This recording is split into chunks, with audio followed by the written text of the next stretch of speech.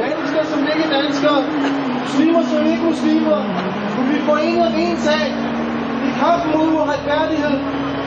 I dag er det Bahrain. Bahrain. Blodet det fylder. Det flyder. Folk i gaderne ser deres brødre og deres søstre blive skudt. I står her med jeres nære og kære ved siden af jer. Kig på jeres folk ved siden af jer. Kig på jeres søstre, kig på jeres brødre. De mennesker, I holder kært, de bliver skudt ned. De bliver skudt ned på offentlig gade. Situationen i den arabiske verden er nu, at i kølevand af det, der skete i Egypten, så folk har fået nok. Folk har fået nok af undertrykkelse. Nu siger de stop. Det her det er ikke en religiøs kamp. Det her det handler rent og skær omkring basisfriheder. Frihed, rettighed, lighed til alt. Arbejdsmarkedet, til det private, til det offentlige.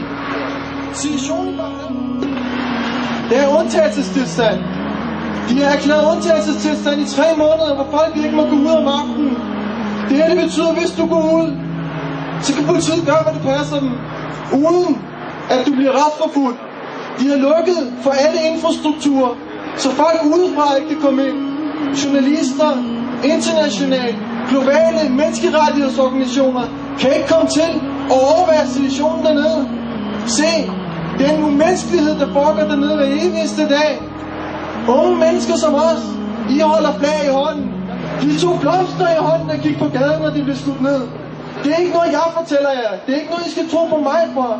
Det hele det bliver optaget og ligger. I kan se det med jeres egen øjne. Overgreb, det sker ikke kun af ordensmagten. Herren er trådt ind. Det er ikke kun pistoler og revolver. Det er automatiske maskinpistoler og kanoner, der skyder ned mod folk, der demonstrerer om lighed, retfærdighed i samfundet. De mennesker her, de har spurgt om velfærd. Om velfærd. De har ikke spurgt om et regeringsskifte. De har ikke spurgt om religiøse krav, eller på anden vis. De har bedt om begrundelsen og årsagen til den nation. Det er jo simpelt. Igennem de sidste mange år, hvis vi kigger på Bahrain som land, så er de jo 1,2 millioner mennesker. Vi har omkring 6 millioner i Danmark. Af de her 1,2 millioner mennesker i Danmark, lyt nu rigtig godt efter, det er kun 600.000 af de her mennesker, der var regner. De sidste 600.000, det er folk fra Syrien, folk fra Pakistan, folk fra Qatar, folk fra andre arabiske lande, der er blevet importeret og fået statsborgerskab. Det er halvdelen af befolkningen, der ikke er oprindeligt beregner. Det her, det betyder kun én ting. Landet prøver at ændre demografien. Det betyder, at de ønsker, at der er en større repræsentation af minoriteten, så at minoriteten kan komme ned med nakken. Det er noget, de har arbejdet for i lang tid. og det er åbenbart lykkes dem. Halvdelen af befolkningen er ikke beregnet. Hvad sker der nu? Folk gik ud og demonstrerede. Folk de må demonstrere mod de her basale rettigheder. Regeringen de slår hårdt ned. De skyder folk ned på offentlig gade. Forestil jer, I bliver skudt ned. Kig på folkene ved siden af jer. Lad være med at kigge på mig. Kig på folkene ved siden af jer. Jeres brødre og jeres søstre. Forestil jer, at de bliver skudt ned foran jer. Hvordan vil I have det? Og man vil tro, at det ikke vil ske i et land som Danmark, så civiliseret som Danmark. De er mere civiliseret end os dernede. Regeringen anvender unødvendig magt for at bevise, at det er dem, der bestemmer dernede. Men sjovt nok, så går de ud på offentlig tv og prøver at fjerne fokus fra alt det her. De siger, at det drejer sig omkring forskellige sekter i islam, der har forskellige meninger. De siger, det er shia mod sunni og sunni mod shia.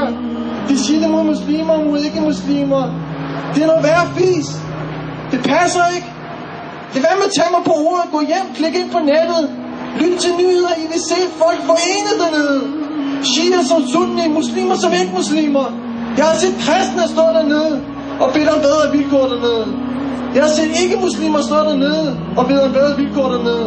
Så står kongen dernede. Lyt nu godt efter. Det er et selvudnævnt kongedømme i 2002. Det er noget nyt noget. Han står dernede på offentlig tv og siger, at det handler omkring religiøs splittelse. Mine brødre og søstre, vi står her i dag for at skabe mediebevidsthed omkring episoden dernede. Vi står her i dag for at vise vores solidaritet over for mennesker, over for dem vi holder kære. Vores brødre og søstre, de bliver skudt ned på offentlig gade. Og der er ikke nogen, der nævner noget. Tænd for nyhederne, de er allerede trætte af det. De snakker om alt muligt andet. Der sker overgreb dernede hver eneste dag. Det bliver ikke sagt noget. Jeg vil sige til jer, hvis det sker mig noget, hvis det skulle ske mig noget i dagens Danmark, så bliver jeg kørt på hospital. I har hørt flere sirener, der ligger og kører frem og tilbage her i dag. Dernede, regeringen, de har overtaget alle hospitalerne. Herren har overtaget alle hospitalerne. Og de kommer og lader ikke folk gå ind eller ud af hospitalerne. Det er imod alt, hvad vi mennesker står for. Selv vores fjender skal der behandles på et hospital. Men nej, Herren vil ikke have, at deres egen befolkning, som står og demonstrerer helt lovligt, ikke må komme ind på hospitalet. Ikke nok med det. Så har de lukket alle private hospitaler. Alt er blevet lukket ned i landet. Regeringen lukker regelmæssigt for vand, varme, elektricitet. Mennesker, brødre og søstre, jeg appellerer til jer. Gør jeres bedste, gør jeres ypperste for at få spredt det her budskab her. Skab overvågning, bevidsthed om det. Fortæl det til jeres nærmeste, på jeres arbejdsplads, i jeres studier, i hjemmet. Selv folk. I skal lytte. Ikke fordi jeg siger det. I skal lytte, fordi jeres hjerter, jeres fornuft, alt hvad jeg har i jer, siger, at kampen mod uretfærdighed er den største kamp, vi nogensinde kan kæmpe. يدوم الحكم يا آل الخليفة سوف تسقط كل أحكام سقيفة لن يدوم الحكم يا آل الخليفة سوف تسقط كل أحكام سقيفة وقد جاء دورك يا ابن اللئام